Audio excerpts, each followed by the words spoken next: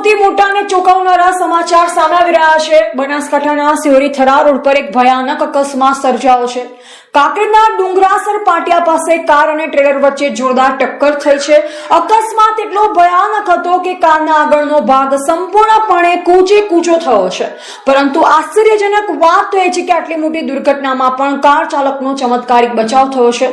બનાસકાંઠાના કાંકરેજ તાલુકાના ડુંગરાસર પાટિયા પાસે કાર ધ્રુજાવી દે તેવા દ્રશ્ય સર્જાયા।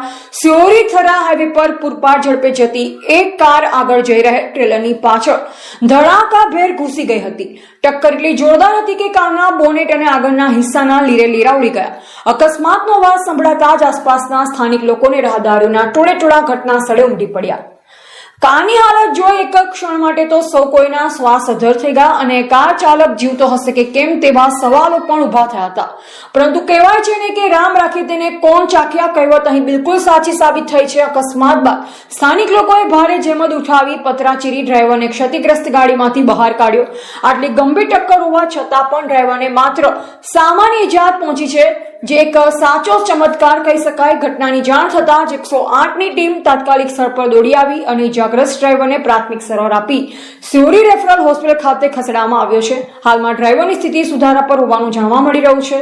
હાઈવે પર વધતા જતા અકસ્માતો વચ્ચે આ ઘટના ખરેખર હચમચાવી દે તેવી છે, પરંતુ સદનસીબે ડ્રાઈવરનો જીવ બચી ગયો છે। સ્થાનિક લોકોની તત્પરતા અને 108ની સમય સૂચકતાના કારણે ડ્રાઈવરને સમયસર સારવાર મળી શકી છે। અહેવાલ અરવિંદસિંહ ભટ્ટેસરિયા, ભારતની અસ્મિતા, કાંકરેજ।